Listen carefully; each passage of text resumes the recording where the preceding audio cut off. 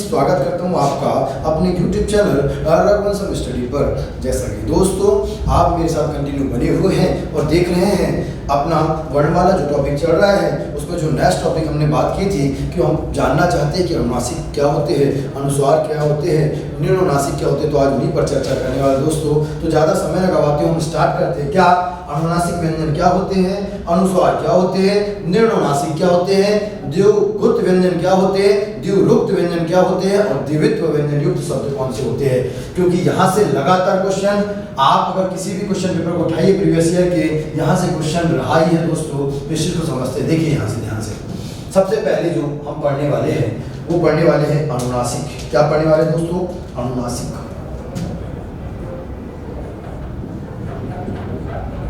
क्या पढ़ रहे दोस्तों? अनुनासिक। क्या पढ़ने वाले दोस्तों? अनुनासिक। देखें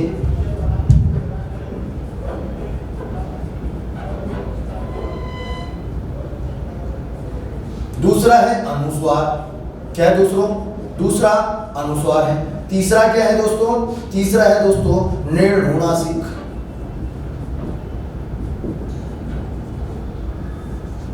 समझ में आ रहा दोस्तों? चौथा हम बात करेंगे द्विरुक्त या द्विगुत व्यंजन की, व्यंजन युक्त शब्द की बात करेंगे।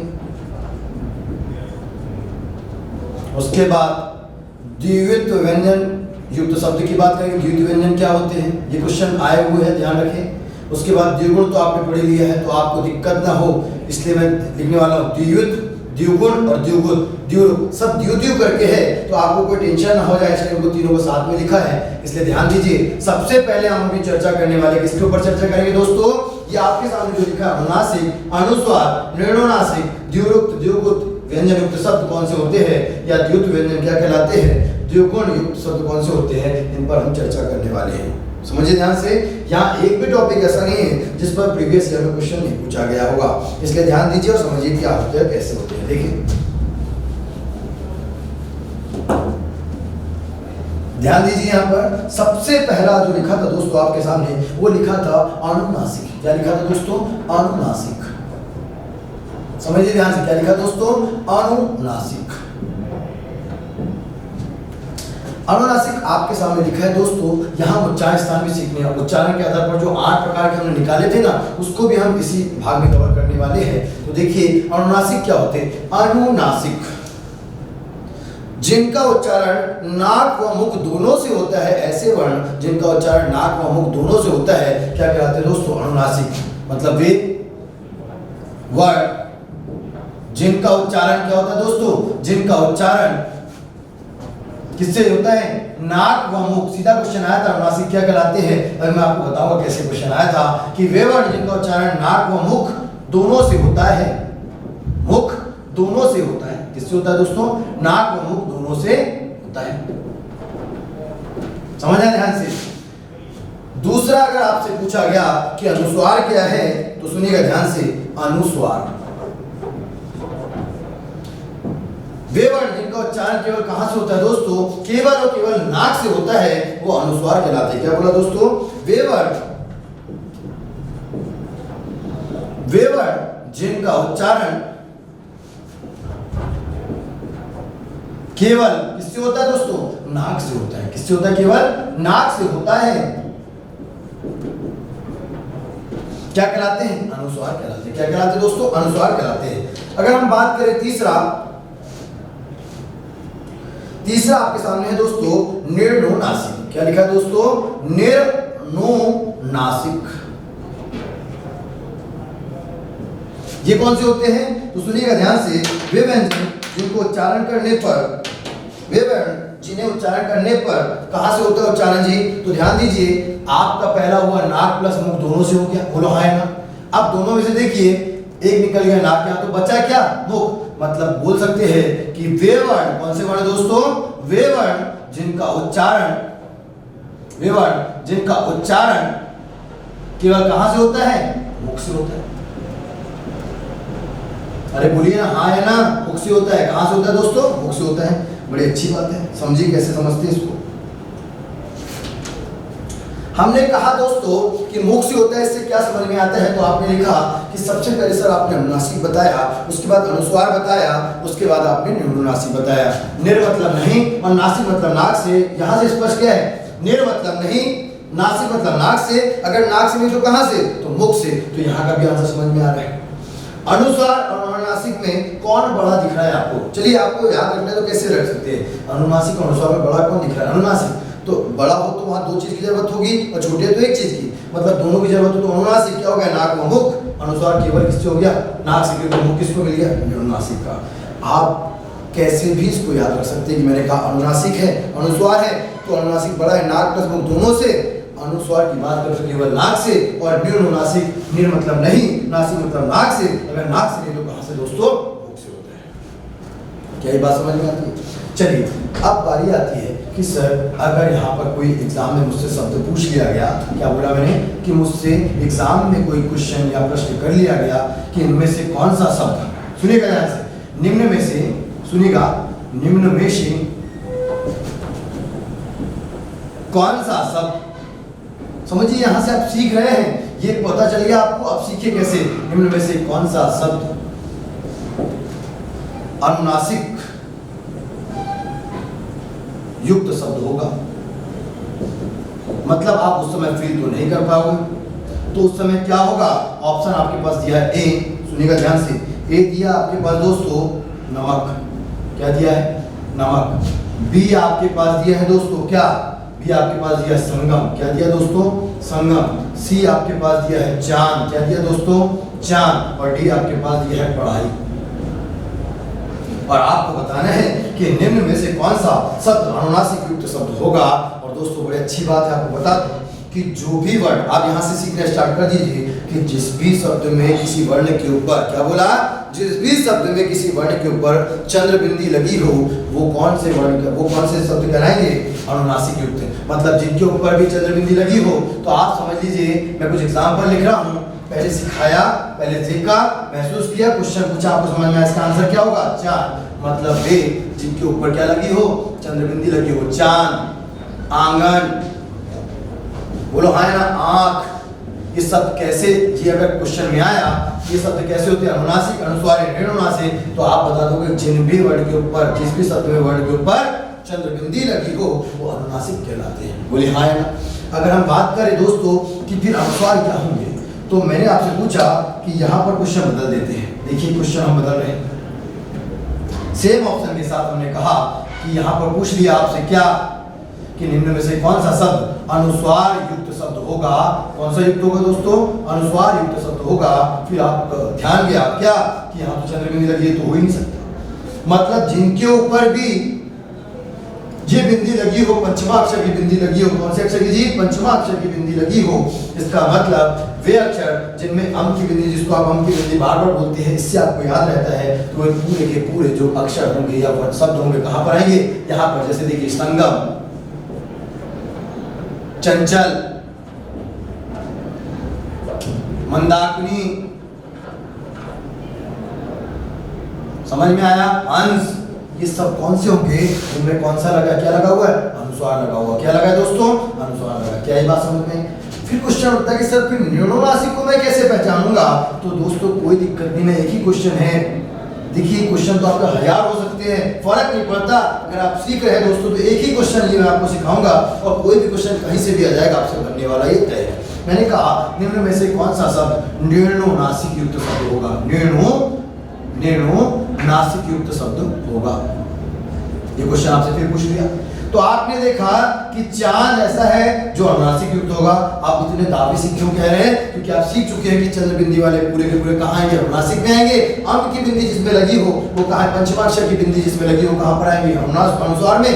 तो इन दोनों को अगर छोड़ दो तो बाकी बचा हुआ कहाँ पर आएगा दोस्तों, इसी में। तो यहाँ पर तो क्या है, ऑप्शन एक बदलना होगा हमें, हम बदल देते हैं ऑप्शन, और मैं यहाँ पर ऑप्शन दे देता हूँ आपको चंचल। अब इसमें भी क्या है, ये आपने बदल दिया सर। अरे भाई साहब ये क्वेश्चन मैंने जब पहले पूछा तो किसके लिए बना था, अनुनासिक के लिए, फिर किसके लिए बना दिया, अनुस्वार के लिए। यहाँ मुझे लगता है कि ऑप्शन पॉसिबल नहीं, क्योंकि यहाँ दो आंसर आ रहे थे, आपने देखा ये भी नहीं होगा, ये भी नहीं होगा, और ऐसी कुछ ये भी है। मतलब वे जिनमें ना तो क्या हो चंद्रबिंदी हो और ना ही क्या ना चंद्रबिंदी हो और ना ही पंचम अक्षर का कोई बिंदु लगा हो। इसका मतलब समझ में आ गया दोस्तों कि यहाँ पर साधारण सा जो शब्द है वो किससे बोला जा रहा होगा, मुख से। मतलब इससे क्या समझ में आ रहा है कि जब आप चांद बोलते हैं, क्या बोलते हैं दोस्तों, चांद बोलते हैं, तो नाक और मुख आप महसूस भी करके देख सकते हैं। अब आप महसूस कर सकते हैं। आप जब संगम बोलते हैं, संगम संगम, एक बार नोज को दबा के देखिए, संगम, एक बार नोज को दबा के बोल के देखिए, अपने आप उसमें गणना हो, संगम, आवाज आ रही। देखिए चांद, इसका मतलब मुख खुल रहा है, संगम में संगम, इतना मुख नहीं खुल रहा है, यहाँ मुख खुल रहा है, इसका मतलब मुख और नाक से दोनों बोला जा रहा है। अगर केवल नाक की बात करी जाए तो उससे क्या बोला जा रहा है, अनुस्वार बोला जा रहा है, और उच्चारण केवल मुख से होता है। तो मैंने कहा बोलिए क्या, पढ़ाई, क्या बोला, पढ़ाई, क्या बोला, पढ़ाई, मैंने बोला पढ़ाई। मैंने कहा काला, ये निर्नुनासिक है या नहीं है, तो एक बार नोज को दबाइए और बोलो काला, काला, क्या कोई गुणन हो रहा है, नहीं हो रहा है, इसका मतलब ये नाक से नहीं, कहां से बोला जा रहा है, केवल मुख से। क्या ये बात स्पष्ट हुई दोस्तों? यहाँ का जो भी क्वेश्चन अगर आएगा तो आप जवाब दे पाएंगे, बिल्कुल जवाब देंगे। देखिए कैसे क्वेश्चन कि चंद्रबिंदी युक्त शब्द को किसमें काउंट किया जाता है, किसमें गिना जाता है, अनुस्वार, अनुनासिक, निर्नुनासिक, तो आपका जवाब होना चाहिए। क्वेश्चन कैसे भी आएगा दोस्तों, अब आपको फंसना नहीं, बड़े आसानी से इसका जवाब देना है। चलिए बढ़ते हैं अगला।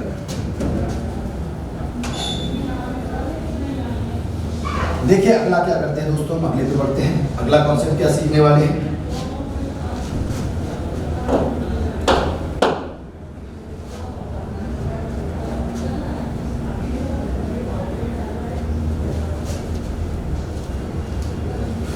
देखिए अगला कॉन्सेप्ट पढ़ने से पहले देख लेते हैं दोस्तों कि हमने कुछ चीज मैंने आपको बताई थी कि क्या लिखा था यहाँ पर, कुछ इंपॉर्टेंट में सबसे पहले लिखा था दोस्तों द्विगुण। क्या लिखा था, द्विगुण व्यंजन। यहाँ आपको दिक्कत नहीं होगी क्योंकि द्विगुण मतलब जो दो गुण प्रदर्शित करती है और वो आपने पहले ही पढ़ चुके हैं, वो ड़ है, बोलो हाँ है ना। यहाँ तो समस्या नहीं होगी, यहाँ तो समस्या आपको नहीं होगी दोस्तों, यहाँ समस्या आपको नहीं होगी। तो समस्या कहाँ होगी कि सर बिल्कुल ऐसा ही एक शब्द है और उसको कहा जाएगा द्युरुक्त, या कहीं जगह पर इसको कहा जाता है द्युगुत। तो सर इसमें भी तो द्यू आ गया, यहाँ भी द्यू है, कि कंफ्यूज ना हो जाए। तो देखिए ये आया था कि द्युरुक्त व्यंजन युक्त शब्द यहाँ पर ऑप्शन में कौन सा है। तो देखिए दोस्तों यहाँ मैं कुछ लिख रहा हूँ, देखिए निम्न में से, क्वेश्चन के माध्यम से आपको बता रहा हूँ ताकि पहले आए थे कि निम्न में से, निम्न में से द्युरुक्त व्यंजन युक्त शब्द होगा। और तीसरा लिख रहा हूं, देखिए यहां पर ए समझने की कोशिश करिएगा। ए आपका ऑप्शन दे दिया दोस्तों इलाहाबाद, क्या दे दिया, इलाहाबाद। बी दे दिया दोस्तों चांद, क्या दे दिया दोस्तों, चांद। सी दे दिया दोस्तों संगम, क्या दे दिया दोस्तों, संगम। और डी आपको दे दिया सच्चा। आपको क्या लगाना है दोस्तों, तो ध्यान दीजिए इसका आंसर क्या है, डी ऑप्शन है। कौन सा ऑप्शन है, डी। और कैसे है तो उसकी वजह अब मैं आपको दिखाना चाहता हूं कैसे। मैंने कहा कि ऐसे वर्ड जहां पर एक वर्ड लगातार कम से कम दो बार आ जाए, वह कौन सा शब्द कहलाता है, वह द्युरुक्त व्यंजन युक्त शब्द होता है, वह द्युरुक्त व्यंजन युक्त शब्द होता है। बात समझ में आती है दोस्तों, वह द्युरुक्त व्यंजन युक्त शब्द होता है। इसका मतलब कि क्या बोल रहा हूं मैं कि जहां पर एक वर्ड लगातार कम से कम कितने बार आ जाए, दो बार। अगर कोई वर्ड दो बार आएगा दोस्तों तो उसकी वजह क्या होगी, 100% ये तय होगा दोस्तों कि एक बार वो आधा होगा और दूसरी बार भी वो आधा भी हो सकता है। उसमें कोई मात्रा अ से लेकर किसी भी स्वर की मात्रा लग सकती है। जैसे एग्जांपल मैं लिख रहा हूं, उससे समझिए आप। देखिए मैं कुछ लिख रहा हूं, मैंने कहा सच्चा। तो देखिए जहां पर एक वर्ड मतलब यहाँ पर कौन सा वर्ड है, च, एक वर्ड लगातार आएगा। कैसे आएगा, लगातार आएगा। कम से कम कितने बार आएगा, दो बार। अधिक और भी हो सकता, फर्क नहीं पड़ता, कम से कम कितनी बार आना चाहिए, दो बार। वह द्युरुक्त व्यंजन कहलाता है। लेकिन दो बार में क्या कंडीशन होगी दोस्तों, एक बार वो आधा रहेगा, एक बार आधा रह भी सकता है, हो सकता। देखिए यहाँ पर जैसे मैं लिख रहा हूं उज्ज्वल, अगर ये भी शब्द आ गया तो दोस्तों क्या कहलाएगा, द्युरुक्त। आपका ये डाउट भी क्लियर हुआ कि कैसे आना चाहिए। तो 2 बार आना चाहिए, एक बार आधा हो, एक बार आधा भी हो सकता है, उसमें आ की मात्रा होगी। कई बार देखो जैसे मैं लिख रहा हूँ आपको सज्जन, क्या लिखा दोस्तों, सज्जन। अब क्या आधा है और इसके साथ आ की मात्रा है, फर्क पड़ रहा है क्या, नहीं। इसका मतलब दिल्ली हो गया। दिल्ली भी कैसा होगा, अब आपको समझ में आ गया कि साहब एक वर्ण आएगा, कितने बार आएगा, 2 बार आएगा। उसमें पहला कैसा होगा, अर्धवर्ण होगा, दूसरा अर्ध हो भी सकता है, उसमें कोई भी मात्रा लगेगी। ऐसे जो शब्द रहेंगे दोस्तों, ये आ चुका क्वेश्चन है, वो क्या कहलाते हैं, द्विरूप। बोलो हाँ है ना। तीसरी बात कर रहे हैं दोस्तों,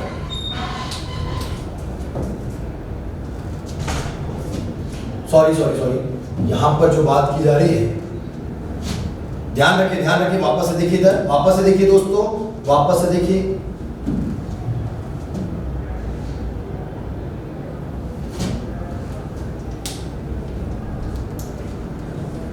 यहां से वीडियो कट करना है, ध्यान रखिए, यहां से वीडियो कट करना है। अपन को वापस से क्या पढ़ाना है बच्चों को, द्विगुण व्यंजन। क्या पढ़ाना है जी, द्विगुण व्यंजन। यहां से वापस से कट करना है, वापस से, ध्यान रखिए यहां से। अब कंटिन्यू देखिए। हाँ दोस्तों, तो हम बात कर रहे हैं अब किसकी, द्विगुण व्यंजन की। किसकी बात करेंगे दोस्तों, द्विगुण व्यंजन की। और द्विगुण व्यंजन क्या है दोस्तों, देखिए यहाँ पर आपने पहले पढ़ चुके दोस्तों, वहां पर आपको डाउट नहीं होना चाहिए कि द्विगुण व्यंजन कितने होते हैं, 2। और वो कौन कौन से दोस्तों, ये आपके द्विगुण व्यंजन। बोलो हाँ है ना। तो यहाँ तो दिक्कत नहीं आएगी। आपसे पूछा जाएगा कि निम्न में से कौन सा शब्द द्विगुण व्यंजन युक्त है, तो उसमें अगर कढ़ाई आ गया, पढ़ाई आ गया, या कोई भी आ गया, पढ़ाई आ गया, चढ़ना आ गया, और पूछ लिया जाए काला आ गया, और पूछा A, B, C और D में से कौन सा वर्ड शब्द ऐसा है जो द्विगुण व्यंजन युक्त नहीं है, तो सब में है, केवल किसमें नहीं है। तो आंसर क्वेश्चन कैसे भी पूछे जा सकते हैं दोस्तों, आप ध्यान रखिए, अपना आंसर चेंज नहीं होना चाहिए। क्लियर है। तो यहाँ से इसके ऊपर अगर ऐसे क्वेश्चन आए तो समझ में आया कैसे करना है। चलिए बात करते हैं दूसरे की। दूसरा है दोस्तों द्वित्व व्यंजन। कौन सा व्यंजन दोस्तों, द्वित्व व्यंजन। इसको कैसे डिफाइन करेंगे, देखिए मैं कुछ लिख रहा हूं पहले दोस्तों। इसमें क्या कहना है कि एक ही वर्ण जो होगा वो कम से कम कितने बार आना चाहिए, 2 बार आना चाहिए। एक बार आधा होगा, पहली बार जो लिखा जाएगा वो आधा होगा, दूसरी बार में आधा भी हो सकता है, उसमें कोई भी स्वर की मात्रा भी लग सकती है, फर्क नहीं पड़ता। बस कितनी बार आना चाहिए, कम से कम 2 बार, जिसमें पहली बार आधा आएगा, दूसरी बार कोई ना कोई उसमें मात्रा लगी हो या ना लगी हो, फर्क नहीं पड़ता। देखिए मैं कुछ लिख रहा हूं, उसके बाद एक्सप्लेन करने वाला हूं कि ऐसे वर्ण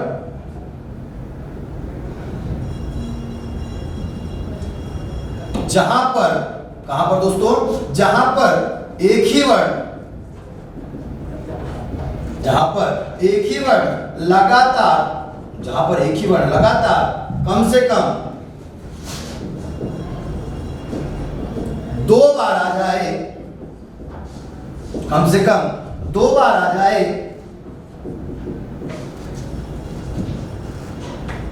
वह शब्द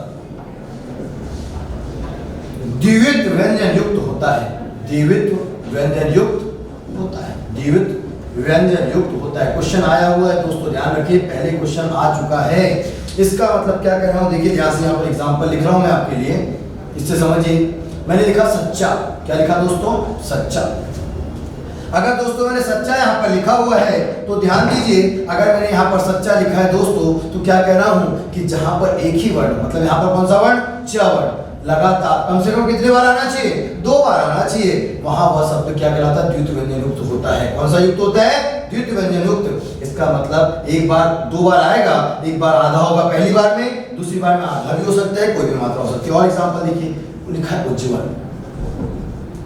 यहां पर समझ में आ रहा है कि जी हाँ 2 है, एक बार आधा है, दूसरी बार आधा हो, चलेगा, फर्क नहीं पड़ता है। तीसरी बार देखिए, मैं लिख रहा हूं दिल्ली, क्या बोला, 2 लगातार आए हैं, और एक बार आधा है, दूसरी बार कोई मात्रा लगी हो ना लगी हो, फर्क नहीं पड़ता, 2 लगातार आ गए। ऐसे अगर मैं बात करूं सज्जन की, किसकी बात करूं दोस्तों, सज्जन की, वापस से देखिए क्या लिखा है यहाँ पर, 2 बार आया, एक बार आधा है, दूसरी बार आधा हो, पूरा हो, फर्क नहीं पड़ता। ये समझ में आया, ये क्वेश्चन में आया हुआ था, उसमें इलाहाबाद भी ऑप्शन में था, और भी ऑप्शन दिल्ली था, तो उसका ध्यान रखिए कैसे लगता है कि द्वित्व व्यंजन को, और यहाँ याद कैसे रखना है, क्योंकि द आधा है, इसका मतलब बीच में आधा आधा आते रहेगा। अगला देखिए दोस्तों, द्विरुक्त, या इसको कई जगह पर द्विगुत भी बोला जाता है। आप द्विरुक्त याद रखें, ज्यादा इससे क्वेश्चन होता है। कैसे करेंगे दोस्तों, इसको देखिए, जहां पर रुक्त मतलब होता है पुनरावृत्ति, जहां पर एक ही शब्द की दो बार या एक ही शब्द की पुनरावृत्ति होती है, जहां पर एक ही शब्द की पुनरावृत्ति होती है दोस्तों, वह शब्द कौन सा शब्द कहलाता है? वहां वे शब्द द्युरुक्त व्यंजन युक्त शब्द कहलाते हैं। द्युरुक्त व्यंजन युक्त शब्द कहलाते हैं। कैसे समझ में आएगा देखिए, समझिए दोस्तों, आपसे पूछा जा रहा है तो द्युरुक्त मतलब मैं आपको बोलूं कि दो शब्द एक जैसे हो, जैसे आपको लिखा दिन, ये दिन, रात, रात, कनक, कनक। अब आप समझ गए मैं कहना क्या चाहता हूं कि दो नाम हो, दो एक जैसी चीजें हो, तो उनको अगर बीच में योजक शब्द के योजक चिन्ह के द्वारा दोनों जुड़े हो तो ऐसे के पूरे कौन से शब्द कहलाते हैं? द्युरुक्त। द्यु मतलब दो और रुक्त मतलब पुनरावृत्ति। जब दो शब्दों की आपस में पुनरावृत्ति होती है तो वे किसमें आते हैं? द्युरुक्त व्यंजन। आंसर लगा पाएंगे? बोलो हाँ या ना? क्लियर है सभी को? इसका मतलब दोस्तों, और ध्यान दीजिए, अभी समास जब पढ़ेंगे मैं बताऊंगा, द्युरुक्त शब्द में सदैव कौन सा समास होता है जी? द्युरुक्त में अव्ययभाव समास। और ये भी क्वेश्चन कई बार आया है कि दिन दिन में कौन सा समास है, तो उसमें कौन सा समास होगा दोस्तों? अव्ययभाव समास होगा। ये हम जब समास पढ़ेंगे उसमें बात करने वाले हैं। बात समझ में आती है क्या? तो ये अब इसके पहले अनुनासिक पढ़ा, अनुस्वार पढ़ा, निर्नुनासिक पढ़ा, द्विगुण पढ़ा, द्वित्व व्यंजन पढ़ा और द्युरुक्त व्यंजन पढ़ा। क्या ये बातें समझ में आती है? सभी जगह से क्वेश्चन पहले पूछे जा चुके हैं। छोटे छोटे कॉन्सेप्ट है लेकिन आपको पता होने चाहिए। चलिए अब बात करते हैं दोस्तों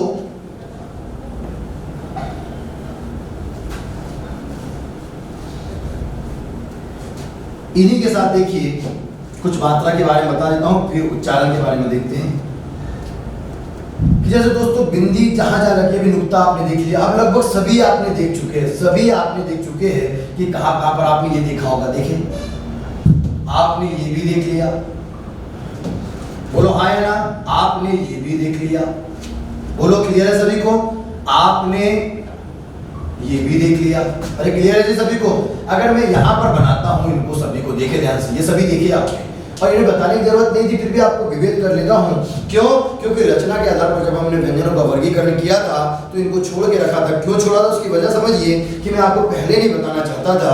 आपको ये सब जब कंप्लीट हो गया, जब आप खुद देखना सीख गए हैं, तब आप देख पा रहे हैं कि आपने ये भी देखा, आपने ये भी देखा, आपने ये भी देखा और आपने ये भी देखा। बोलो हाँ या ना? देखें दोस्तों, अगर ये कोई खड़ी पाई का अक्षर हो, ये मान लीजिए ये खड़ी पाई का अक्षर हो, ऐसा मैंने कर दिया और मैंने अगर यहां पर लगाया है, एक कहां पर लग रहा है? यहां पर। एक कहां लग रहा है? जस्ट नीचे। और एक कहां लग रहा है दोस्तों?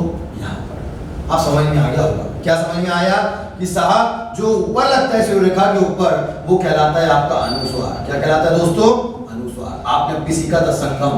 बोलो हाँ या ना? मतलब क्या कौन सा चिन्ह लगा? वो अनुस्वार का है। आपने कहा कि सर यहाँ पर जो आप लगा रहे हो ना, आपने नौ लिखा ना, या आपने अभी लिखा था जफर, आपने सिखाया था जफर, या जरूर को कैसे बोलते हैं? जरूर। क्या बोला दोस्तों? जरूर। इसका मतलब ये नुक्ता होता है। क्या होता है? ये नुक्ता होता है, जो अरबी भाषा या फारसी भाषा के शब्द होते हैं। कौन सी भाषा के होते हैं दोस्तों? ये अरबी व फारसी भाषा के शब्द होते हैं। क्लियर है सभी को? अरबी और फारसी भाषा के शब्द होते हैं। अगर मैं इसकी बात करूं तो ये किसका साइन होता है दोस्तों? तो आपने देखा होगा, ये इसकी बात करें या इसकी बात करें, ये दोनों के दोनों द्विगुण व्यंजन। कौन से व्यंजन दोस्तों? द्विगुण व्यंजन, या इसका दूसरा नाम क्या है? इसके तो और भी मैंने आपको नाम बताए थे, उत्क्षिप्त भी कहा जाता है। कौन सा कहा जाता है इसको? उत्क्षिप्त व्यंजन भी कहा जाता है। इसका और नाम क्या है दोस्तों? ताड़न जात भी किसको कहा जाता है दोस्तों? इसी को कहा जाता है। फेंका हुआ व्यंजन भी किसको कहा जाता है दोस्तों? इसी को कहा जाता है। फेंका हुआ व्यंजन भी क्यों कहा जाता है? ये जितनी कहानी थी हम पहले पढ़ चुके थे, और हमने इसके अलावा क्या कहा था? द्विस्पृष्ट व्यंजन भी किसको कहा जाता है दोस्तों? इसी को कहा जाता है। और ये पूरे के पूरे का जो साइन है वो क्या होता है दोस्तों? ये होता है। इसकी बात करें तो दोस्तों, ये वर्ग का पंचवा अक्षर जो है उसका साइन होता है। कौन से अक्षर का जी? वर्ग का क वर्ग का। कौन से वर्ग का जी? क वर्ग का पंचवा अक्षर का केवल साइन है। और ध्यान दीजिए कि इसकी संख्या मात्र एक होती है और वो इसमें लगा होता है। क्या ये बात समझ में आती है? ये क्लियर है दोस्तों? यहाँ से चीजों को समझे, सीखे, देखे। अभी तो ये है, अभी आगे लाघव चिन्ह पढ़ेंगे दोस्तों। ध्यान दीजिए, लाघव चिन्ह आपसे कई बार पूछा जाता है, वो लोग गलत लगा देते हैं। देखिए मैं आपको आगे पढ़ाऊंगा, उसकी बात की बात है। वहां अगर आपको पूछ लिया कि लाघव चिन्ह बताइए, लाघव चिन्ह सही कहाँ पर लगा है दोस्तों, इसकी अगर बात करें तो वहां ये भी चिन्ह दे दिए जाते हैं। और आपको कंफ्यूज करने के लिए यहाँ पर देखिए क्या क्या पूछा जा रहा है कि प्रोफेसर ये लगा दिया, ये लगा दिया और ये दे दिया।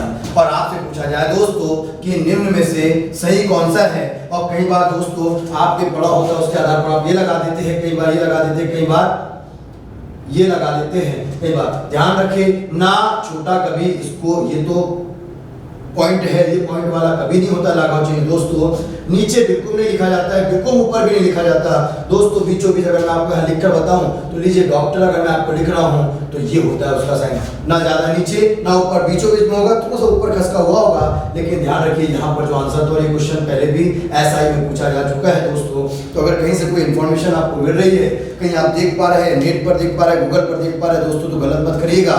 ध्यान रखिएगा, हमेशा कैसे लिखा जाता है, ऐसे लिखा जाता है। कौन सा चिन्ह? लाघव चिन्ह। उसकी चर्चा क्यों की दोस्तों? यही क्वेश्चन वापस से बता रहा हूँ, ये क्वेश्चन आया हुआ क्वेश्चन है। बच्चे गलती कर जाते हैं, जो भी उनका सोर्स होता है उस सोर्स के आधार पर चिन्ह लगाते हैं दोस्तों, लेकिन उससे आपका 1 नंबर बहुत बड़ा लॉस है। 1 नंबर का अगर हम बात करें तो 1 नंबर आपका पूरा जीवन परिवर्तित कर देता है दोस्तों। आपके हाथ में जॉब को भी ले जाता है। इसलिए जो भी पढ़े बड़े अच्छे से पढ़े, सोर्स का विशेष ध्यान रखें कि सोर्स ऑफ क्या है आपका, उस चीज पर आप ध्यान रखें। समझ में आया? यहाँ तक की बातें समझ में आई दोस्तों? चलिए इसी में हम करने वाले हैं उच्चारण के आधार, जो ऑलरेडी मैं पढ़ा चुका हूँ उसी की बात करेंगे। देखिए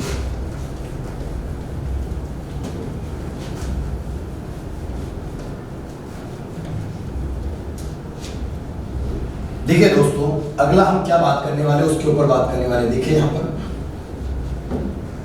मैंने कहा, अगला देखिए, मैंने कहा दोस्तों आपको कि उच्चारण के आधार पर अगर बात करते हैं तो देखिए ये क्वेश्चन अलग से आया हुआ कि उच्चारण के आधार पर, उच्चारण के आधार पर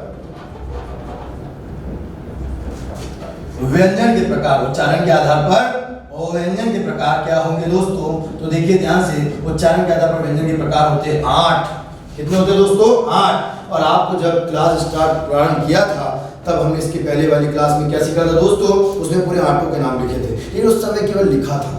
अब मैं आपको, अगर आप प्रीवियस वीडियो देख कर आए होंगे, प्रीवियस क्लास में देखा होगा, तो मैं उनसे बात कर रहा हूँ जिन्होंने देखे हैं कि बताइए दोस्तों, जब हमने स्पर्श व्यंजन पढ़ा था उसमें से 3 व्यंजन हमने निकाले थे। और आपसे मैं पूछ रहा हूँ बताइए पहला व्यंजन कौन सा था दोस्तों? तो आपने बोला सर एक कॉलम हमें नजर आ रहा है आंखों के सामने, वो क वर्ग च वर्ग सब। उसमें जब मैंने लिखा था दोस्तों तो आपको याद होगा ये पहले अक्षर, दूसरे अक्षर, तीसरे, चौथे और ये 5वें। मैंने कहा था सबसे लास्ट में थे वो क्या कहलाते थे? नासिक के व्यंजन। कौन से व्यंजन कहलाते थे दोस्तों? नासिक के व्यंजन थे। तो ये कितनी की संख्या कितनी थी? 5।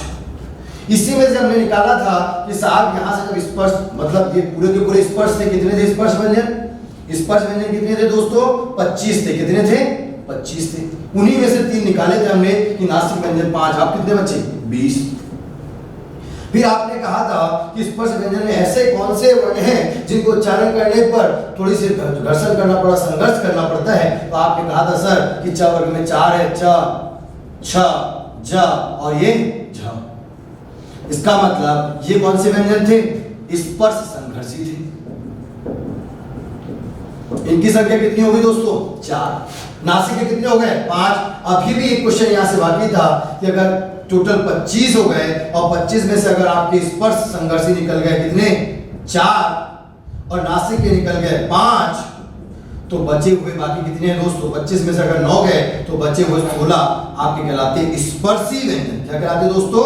स्पर्शी व्यंजन। और क्वेश्चन आ जाए कि स्पर्शी व्यंजनों की संख्या कितनी होती है? 16 होती है दोस्तों। कितनी होती है? 16 होती है। कई बार आपसे अगर ऐसा पूछ लिया जाए दोस्तों कि स्पर्शी व्यंजन की संख्या कितनी होती है और ऑप्शन में आपको आ जाए, ऑप्शन में 16 न रहकर आपसे अगर 25, बी 19, सी 13 और डी 18 अगर ऐसे आ जाए तो ऑप्शन 25 लगाइएगा।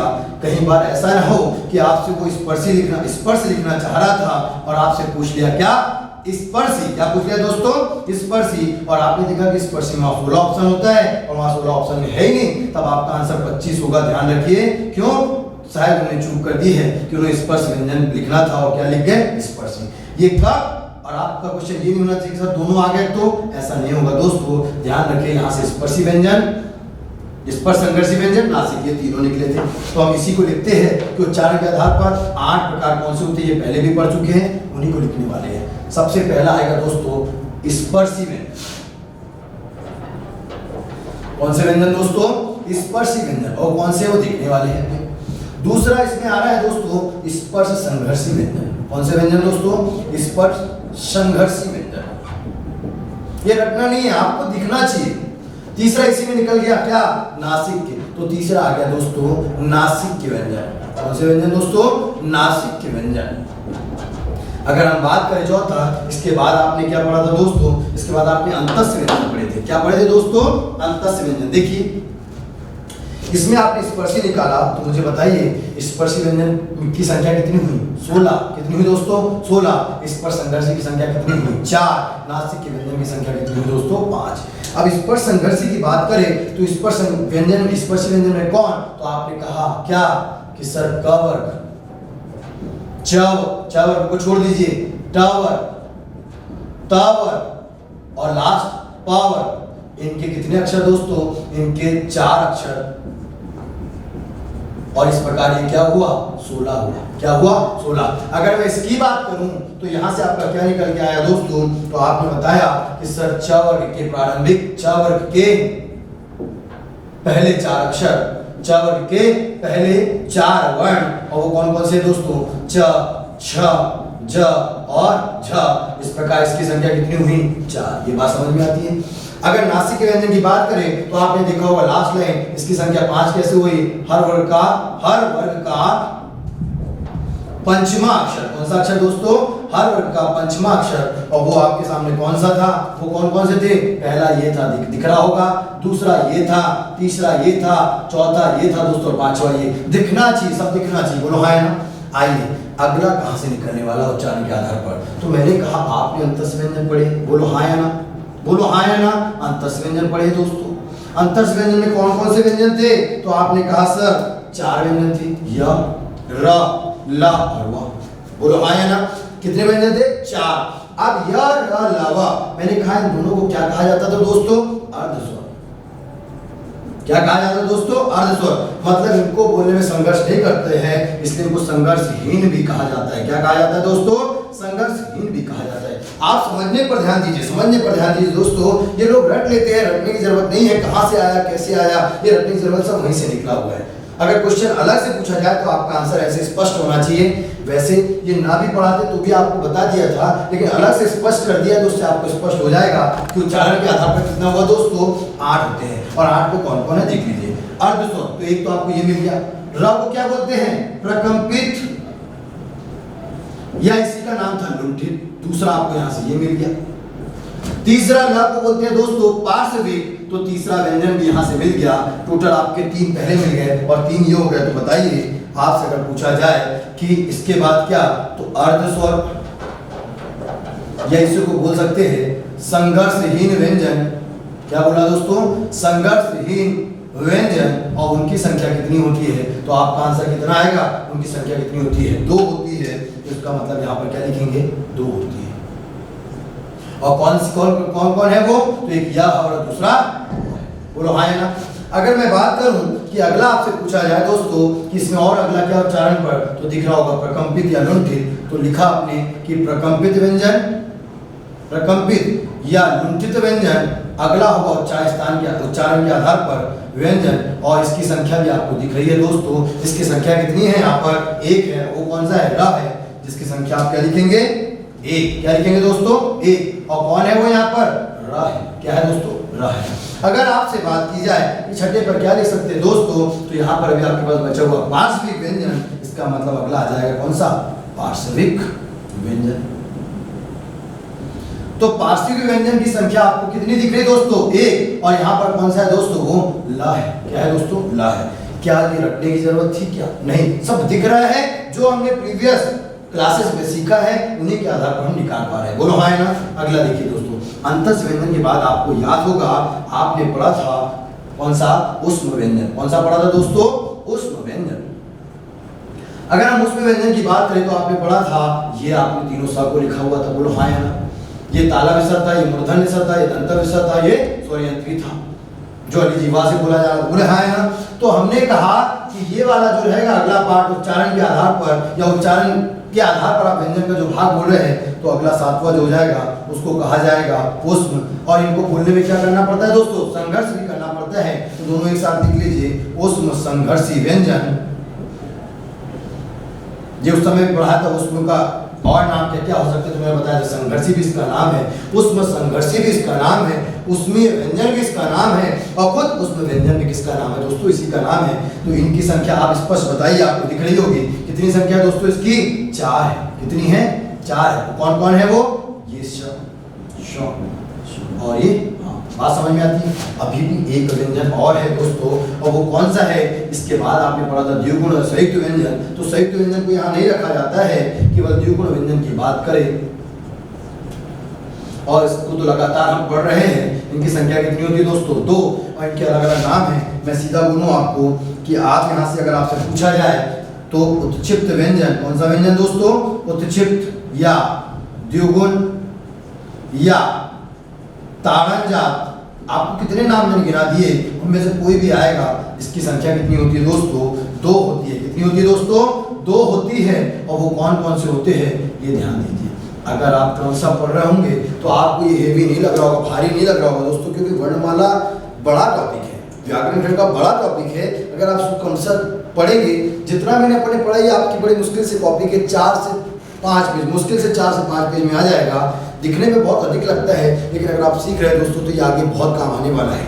क्योंकि सब तो मैंने पहले बताया था कि सबका क्या है, ये आधार है। तो घबराइएगा मत, एक एक करके सीखते जाएगा, आपको अपने आप ही बनने वाले हैं। क्या ये बात समझ में है? रटना नहीं है, रटना नहीं है। इसलिए दोस्तों ऐसा कहा है, क्यों, क्योंकि आपके पास इसके अलावा भी और सब्जेक्ट होते हैं। इसके अलावा भी अगर कोई आपको डाउट आता है दोस्तों, तो कमेंट्स बॉक्स में कमेंट्स करिएगा, मैं आपके उसके लिए फिर वीडियो बनाऊंगा, ताकि आपके डाउट पूरे के पूरे यहाँ पर क्लियर हो जाए। क्या ये बात समझ में आती है? अभी एक भाग और बाकी है वर्णमाला का, जिसमें हम बात करेंगे कि वर्णों की संख्या कितनी होती है, कौन सा वर्ण कहाँ से उच्चारण स्थान से बोला जाता है, ये लास्ट करेंगे। उसके बाद हम वर्णमाला को वहाँ पर समाप्त करेंगे नेक्स्ट भाग में। उसके बाद हम जो टॉपिक स्टार्ट करेंगे दोस्तों, वो संधि स्टार्ट करने वाले। क्या स्टार्ट करने वाले?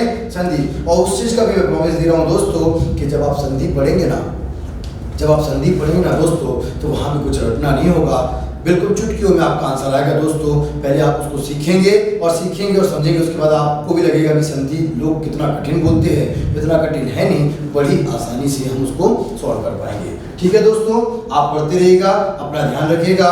वंदे मातरम, जय हिंद, जय भारत।